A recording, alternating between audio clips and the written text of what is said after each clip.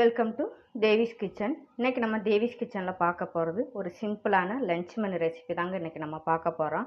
Office போகிறவங்களுக்கு இது தோசைக்கும் இட்லிக்கும் லஞ்சுக்கும் எடுத்துகிட்டு போகிற மாதிரி தாங்க இன்றைக்கி நம்ம குழம்பு ரெசிபி பார்க்க போகிறோம்.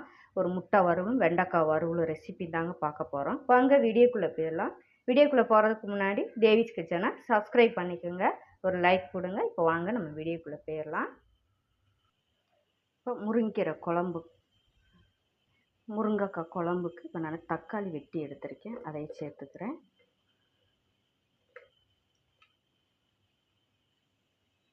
ஒரு பெரிய வெங்காயம்,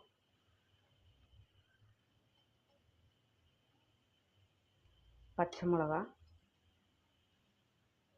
முருங்கைக்காய் அதையும் சேர்த்துக்கலாம்.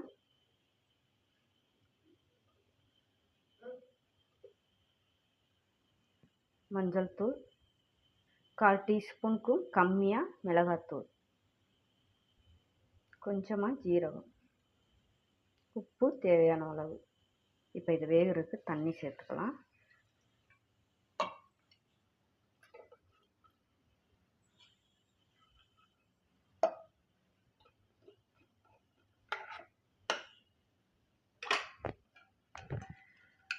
இதை ப்ரெஷர் போட்டு நம்ம ஒரு விசில் விட்டு எடுத்துக்கிறலாம்.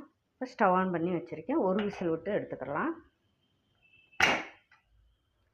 இப்போ நம்ம குழம்புக்கு தேங்காய் அரைச்சி எடுத்துக்கலாம். நான் 2 கைப்பிடி அளவுக்கு தேங்காய் எடுத்துருக்கேன். இதை ஃபஸ்ட்டு நம்ம ஒரு சுற்றிட்டு அப்புறமேல தண்ணி ஊற்றி அரைச்சி எடுத்துக்கலாம். அரைச்சி எடுத்தாச்சு. கொஞ்சம் தண்ணி ஊற்றி நம்ம அரைச்சி எடுத்துக்கலாம் நல்லா நைஸாக.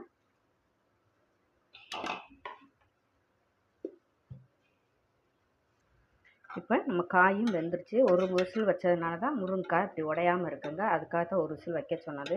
உங்களுக்கு முருங்கைக்காய் எடுத்துகிட்டு தக்காளியுமே ஒரு விசிலில் வெந்துடும். அதுக்கு மீறி உங்களுக்கு வேகணும், கொஞ்சம் மசிக்கணும்னு நீங்கள் நினச்சிங்களாக்கா முருங்கைக்காயை நீங்கள் தனியாக இந்த மாதிரி ஒதுக்கி எடுத்துகிட்டு கூட ஒரு பாத்திரத்தில் வச்சுட்டு கூட நம்ம எதனால் பருப்பு மத்து இருந்தால் கரண்டி இருந்தால் கூட இப்போ நீங்கள் மசிச்சு விட்டு எடுத்துக்கலாங்க. இப்போ இதில் நம்ம தேங்காய் அரைச்சி சேர்த்துக்கலாம். இப்போ இதில் நம்ம அரைச்ச தேங்காயும் சேர்த்துக்கலாம்.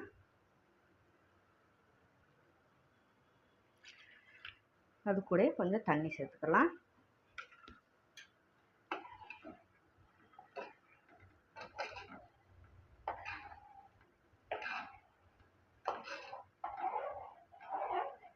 இது இட்லி தோசைக்கு கூட நல்லா இருக்குங்க இந்த குழம்பு, சாதத்துக்கும் கூட நல்லாயிருக்கும். ஆஃபீஸ் போகிறவங்களுக்கு 2 in 1 கூட இதை யூஸ் பண்ணிக்கலாங்க.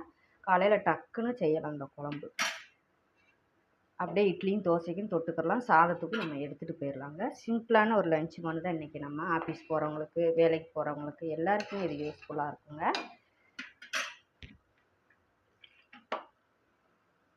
இப்போ இதில் நம்ம உப்பு சேர்த்துக்கலாம். தேங்காய் சேர்த்துறதுனால நமக்கு ரொம்ப கொதிக்க வேண்டாம். ஒரு கொதி வந்ததும் நம்ம இறக்கிக்கலாம். இப்போ கொதிக்கட்டும், ஹை ஃப்ளேமில் நம்ம வச்சுக்கலாம். இது குழம்பு தண்ணியாக ஊற்றி சாப்பிடும்போது தான் டேஸ்ட்டு அதிகம் இருக்குங்க. இதில் டேஸ்ட்டேவும் தண்ணியாகவே வச்சுக்கோங்க. நீங்கள் எவ்வளோ தண்ணியாக வச்சாலும், நீங்கள் தக்காளி எவ்வளோ போடுறீங்க அது தக்கன நீங்கள் தண்ணியாக குழம்பு வச்சிங்களாக்க அதுதாங்க ஹைலைட்டு. இட்லி தோசைக்கு சாதத்துக்கு அடிச்சிக்கவே முடியாதுங்க. இதில் கொஞ்சமாக நீங்கள் இறால், பச்சை இறால் கிடச்சா கூட நீங்கள் போட்டுக்கரலாங்க, அதுவும் கூடமே நம்ம டேஸ்ட்டு அட்டகாசமாக இருக்கும். இப்போ கொதிக்கட்டும். இப்போ குழம்பு நல்லா கொதிக்குது. இப்போ ஸ்டவ் ஆஃப் பண்ணிவிட்டு இப்போ இதுக்கு நம்ம சின்னதாக ஒரு தாளிப்பு கொடுத்துக்கிறலாம். இப்போ நம்ம தாளிப்புக்கு எண்ணெய் சேர்த்துக்கிறேன். இப்போ நான் தேங்காய் எண்ணெய் எடுத்திருக்கேன். இதில் தேங்காய் எண்ணெய் தேய்க்கும்போது தான், தேங்காய் எண்ணெய் ஊற்றி தாளிக்கும் போது ரொம்ப நல்ல ஃப்ளேவராக நல்ல குழம்புக்கு டேஸ்ட் எடுத்து கொடுக்குங்க. இருந்தால் தேங்காய் எண்ணெய் ஊற்றிக்கோங்க. இப்போ எண்ணெய் சூடானும் கடுகு சேர்த்துக்கிறேன். கடுகு வெடிச்சிருச்சு. இப்போ கடுகு வெடிச்சதும் வெங்காயம் சேர்த்துக்கலாம் தாளிக்கிறதுக்கு.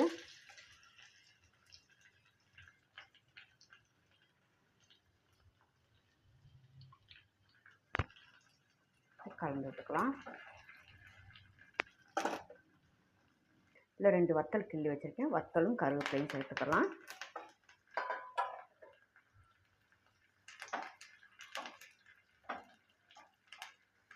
இப்போ தாளிப்பு ரெடி ஆயிடுச்சு. ஸ்டவ் ஆஃப் பண்ணிக்கலாம். ஸ்டவ் ஆஃப் பண்ணிவிட்டு கொஞ்சமாக 1/4 டீஸ்பூனுக்கும் கம்மியாக மிளகாத்தூள் சேர்த்துக்கலாம். சேர்த்துட்டு அந்த சூட்டிலே நம்ம கலக்கி விட்டுக்கலாம். இதில் சேர்த்துக்கலாம்.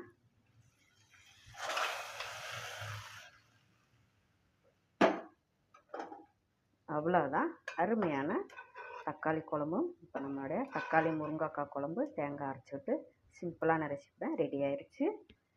இப்போ இது இருக்கட்டும். வெண்டைக்காய் வறுவலுக்கு ஒரு கடாய் வச்சுருக்கேன். இப்போ கடாயில் வெண்டைக்காயை நான் நீல வாக்கில் வெட்டி எடுத்துருக்கேன்.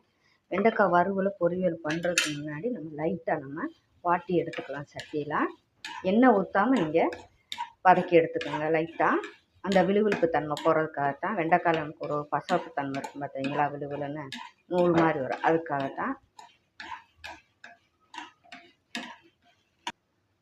இப்போ ஸ்டவ் ஆன் பண்ணி கடாய் வச்சுருக்கேன். கடாயில் நம்ம எண்ணெய் சேர்த்துக்கலாம்.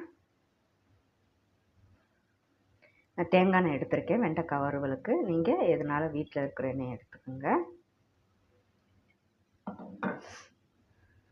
எண்ணெய் சூடானும் ஜீரகம் சேர்த்துக்கலாம். சீரகம் சேர்த்துட்டு ஜீரகம் பொரிஞ்சு அதில் வெங்காயம், பச்சை மிளகாய், 2 வத்தல், கொஞ்சம் கருவேப்பிலை இதை வதக்கலாம். இப்போ வெங்காயம் நல்லா வதங்கிருச்சு. இப்போ இதில் கொஞ்சமாக பூண்டு சேர்த்துக்கிறேன். பூண்டு சேர்த்துட்டு அதையும் வதக்கிட்டு இப்போ நம்ம வாட்டி வச்ச வெண்டைக்காயும் சேர்த்துக்கலாம். இப்போ லைட்டாக 1/4 டீ, ஏன்னா வத்தல் போட்டுக்கோ, மிளகாய் போட்டுக்கோ, அப்போ 1/4 டீஸ்பூன் கம்மியாக மிளகாத்தூள், மஞ்சள் தூள், வெண்டைக்காய்க்கு தேவையான உப்பு சேர்த்துக்கலாம். இப்போ இதை நம்ம வதக்கி எடுத்துக்கலாம். வெண்டைக்காயை நம்ம வறுவலோ பொரியலோ பண்ணும்போது வெண்டைக்காயை நம்ம சாதாரண பீன்ஸு கேரட்டு மாதிரி மூடி போட்டு வேக வைக்கக்கூடாது. நம்ம ஓப்பன்லேயே வச்சு நம்ம நல்லா வதக்கி எடுத்துக்கிறலாம். இப்போ வெண்டைக்காய் வறுவல் ரெடி ஆயிடுச்சுங்க. இறக்க போகும்போது கொஞ்சமாக ஜீரகத்தூள் சேர்த்துக்கலாம். 1/4 டீஸ்பூன் கம்மியாக கூட சேர்த்துக்கோங்க. அருமையான வெண்டைக்காய் வறுவலும் ரெடி ஆயிடுச்சு. சாதமும் நான் வடிச்சிட்டேங்க. அப்போ குழம்பும் ரெடி ஆயிடுச்சு. சிம்பிளான லஞ்ச் மெனு தான்.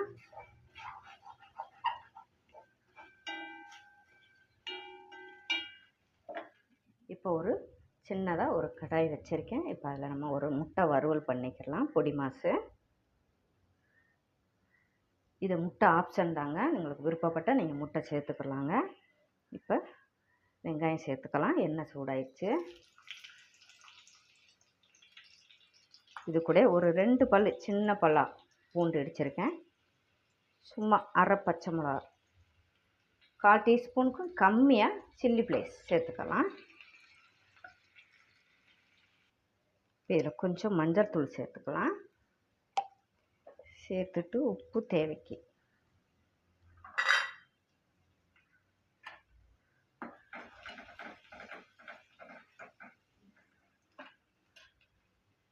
இப்போ நம்ம முட்டையும் சேர்த்துக்கலாம்.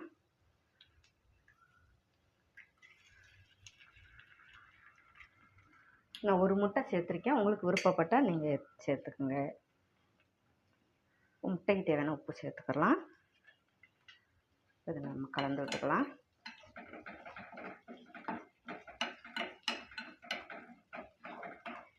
வேலைக்கு போகிறவங்க, ஆஃபீஸ் போகிறவங்க இந்த மாதிரி முட்டை விருப்பப்பட்டால் நீங்கள் சைடிஷாக நம்ம வச்சுக்கலாங்க. இது நம்மளுடைய விருப்பம்தான்.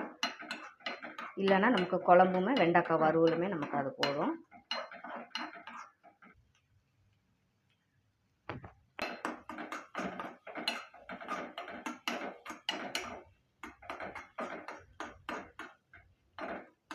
இப்போ முட்டை வறுவலும் ரெடி ஆயிடுச்சுங்க. ஸ்டவ் ஆஃப் பண்ணிக்கலாம். இதில் லைட்டாக இறக்க போகும்போது ஒரு பிஞ்சு ஜீரகத்தூள் சேர்த்து கலந்து விட்டு சூட்டில் இறக்கிக்கோங்க.